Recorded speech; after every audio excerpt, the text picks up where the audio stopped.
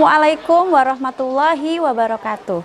Perkenalkan, nama saya Ratnawati SPD. Saat ini saya mengajar di SMA Negeri 1 Jampang Tengah, Kabupaten Sukabumi. Sekaligus sebagai mahasiswa PPG dalam jabatan kategori 1 gelombang 2 tahun 2022. Saat ini saya akan melaksanakan PPL Aksi 2 dengan model pembelajaran problem-based learning pada materi ancaman dan upaya pelestarian keanekaragaman hayati. Selamat menyaksikan. Assalamualaikum. Waalaikumsalam. Apa kabarnya hari ini anak-anak? Alhamdulillah pada siang hari ini kita bisa melaksanakan pembelajaran biologi lagi walaupun di jam-jam terakhir ya. Sebelum kita melakukan pembelajaran, alangkah baiknya agar pembelajaran kita hari ini bermanfaat, kita berdoa terlebih dahulu. Sebelum kita mulai pembelajaran kali ini, alangkah baiknya kita berdoa terlebih dahulu, berdoa menurut kepercayaan masing-masing. Mulai. Selesai. Ya, sebelumnya Ibu akan share kehadiran dulu. Nama?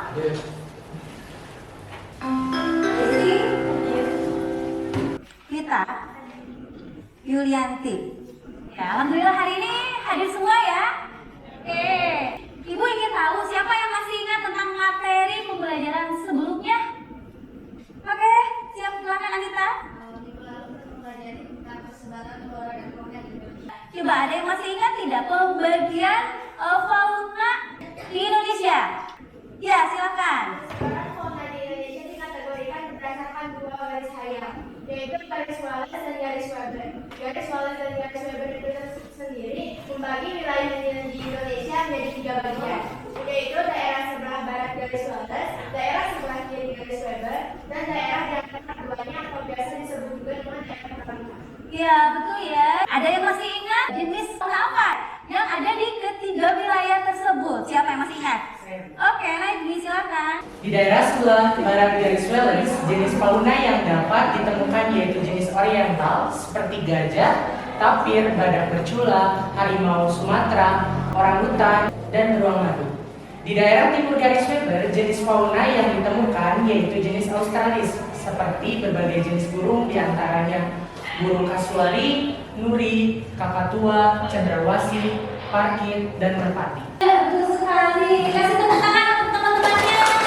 Untuk hari ini, sebenarnya materi ini masih berkaitan dengan minggu kemarin yang sudah kita pelajari, yaitu tentang ancaman dan upaya pelestarian keanekaragaman hayati. Dan ada tujuan pembelajarannya. Peserta didik mampu menganalisis ancaman dan upaya pelestarian keanekaragaman hayati serta menyajikannya melalui presentasi kelas. Adapun langkah-langkah pembelajaran yang hari ini akan kita lakukan yaitu dengan menggunakan model pembelajaran problem-based learning. Ya, jadi nanti di kegiatan inti Ibu akan berikan kalian permasalahan dan silakan kalian analisis permasalahan tersebut serta cari solusi untuk permasalahan yang sudah Ibu sajikan tadi. Untuk bahan diskusinya, Ibu akan bagikan kalian PDF ya, beserta dengan artikel per masing-masing kelompoknya untuk didiskusikan. Ya. Apa yang kalian pikirkan ketika melihat gambar ini? Ini gambar apa? Orang hutan ya? Ibu? Ya. Kemudian bagaimana keadaannya orang hutan ini? Diikat. Ya. Jadi kalau kita amati dari gambar ini sudah dilakukan eksploitasi hewan. Ya. Nah ini juga merupakan salah satu faktor yang dapat menyebabkan ancaman keanekaragaman hayati. Memahami lebih lanjut tentang materi ini, nanti Ibu akan sajikan video ya, silakan kalian amati videonya. Tapi terlebih dahulu, supaya kalian fokus dalam proses pembelajaran, Ibu mau berikan ice breaking dulu ya. Kata Ibu, selamat pagi, kalian tepuknya 1 kali. Ya. Kalau selamat siang, tepuknya 2 kali. Kalau selamat malam, tepuknya 3. Kalau selamat malam, tepuknya setengah. Ya, karena kalau malam itu tidak boleh ada aktivitas, tidak boleh berisik ya. Oke ya, silahkan diikuti ya. Kalau Ibu bilang tepuk pagi, berarti tepuknya 1 kali. Tepuk siang, ya. Tepuk malam, ya. Oke, sudah siap ya, fokus ya. Oke, tepuk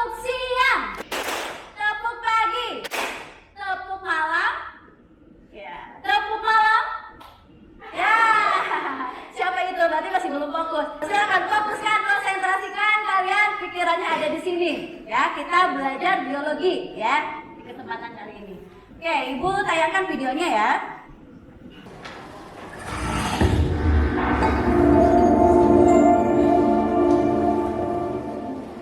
Wajah surat keanekaragaman hayati Indonesia, sebuah negara yang kaya akan keanekaragaman hayati. Indonesia menyumbang keanekaragaman spesies tertinggi di dunia. Terus terjadi, tidak hanya status punah pada banyak spesies saja yang kita dapat, tapi juga ancaman serius terhadap terganggunya keseimbangan ekosistem secara keseluruhan. Oleh karena itu, kita harus bergotong royong dalam menjaga perburuan dan perdagangan satwa yang dilindungi untuk memulihkan kembali keanekaragaman hayati. Mari kita terus menyerukan stop perburuan dan perdagangan satwa liar demi kelestarian keanekaragaman hayati ini. Oke, cukup ya. Oke, berdasarkan video yang sudah kalian saksikan, kira-kira apa nih permasalahan yang muncul pada video tersebut? Oke, Rita. Ada 7 spesies lebah madu yang ditemukan di Indonesia sudah terancam punah. Ya, apa nih penyebabnya kepunahan dari spesies lebah madu tersebut? Oke, Nabila. Yang saya lihat, salah satu penyebab punahnya lebah madu itu disebabkan karena pembukaan kawasan hutan atau deforestasi, juga karena kerusakan habitat dan akibat dari pemburuan dagang serangga. Ya, jadi penyebabnya itu karena salah satunya itu akibat adanya deforestasi kawasan hutan ya, kerusakan habitat yang disebabkan salah satunya karena ulah manusia. Nah, itu juga yang menjadi faktor penyebab ancaman dari keanekaragaman hayati. Ancaman keanekaragaman hayati itu bisa disebabkan karena beberapa faktor ya. Yang pertama adalah karena hilangnya habitat. Kemudian yang kedua, pencemaran tanah, udara, dan air. Kemudian ada juga perubahan iklim, kemudian eksploitasi tanaman dan hewan, kemudian adanya spesies pendatang dan industrialisasi pertanian. Untuk upaya pelestarian keanekaragaman hayatinya itu bisa dilakukan dengan konservasi in situ dan konservasi ex situ. Ibu akan membagi kalian menjadi 6 kelompok ya, dan anggotanya sudah Ibu tentukan. Sudah duduknya berdasarkan kelompoknya? Sudah. Oke. Selanjutnya Ibu bagikan dulu LKPD-nya ya.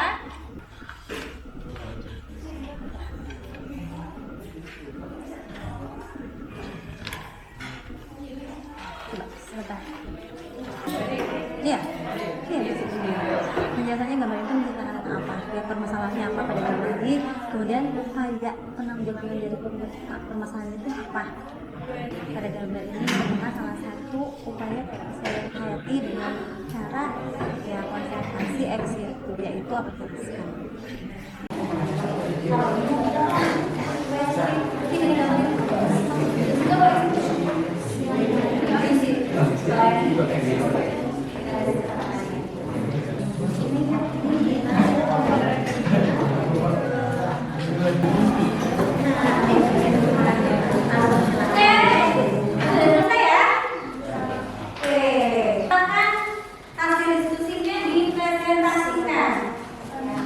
Ibu minta dari kelompok 1 mana kelompok 1? Oke, kelompok Kanita silakan presentasikan hasil kerjanya ya. Assalamualaikum warahmatullahi wabarakatuh. Waalaikumsalam warahmatullahi wabarakatuh. Perkenalkan, kami dari kelompok 1. Izinkan kami memaparkan hasil diskusi anekaragaman hayati. Yang barusan kami paparkan terkait juga video yang sebelumnya kita tayangkan ya, bersama-sama. Jadi menurut kelompok kami itu hewan langka berada di fase terancam punah, karena tadi disebutkan berada di terancam punah karena banyak diburu juga. Selain itu perubahan iklim sangat ikut serta dalam mengancam keanekaragaman hayati. Nah, dari yang barusan kami paparkan mungkin ada hal yang ingin disangka atau ditanyakan. Perkenalkan, nama saya Muhammad Sofianur, perwakilan dari kelompok 4 ingin bertanya. Menurut kelompok 1, berdasarkan tayangan video yang sudah kita simak, salah satu ancaman keanekaragaman hayati disebabkan karena adanya perdagangan satwa liar. Selain dari faktor tersebut, apa yang menyebabkan ancaman pada beberapa spesies hewan langka yang ada di Indonesia? Terima kasih untuk kelompok 5 atas pertanyaannya.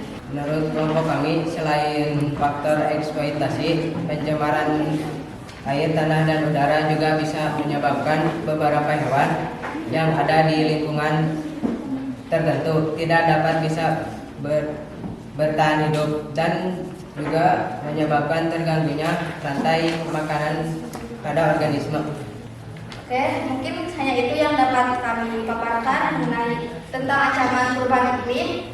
Untuk kedepannya, mohon maaf atas segala kesalahan dan kekurangan. Wassalamualaikum warahmatullahi wabarakatuh. Waalaikumsalam. Oke, tepuk tangan untuk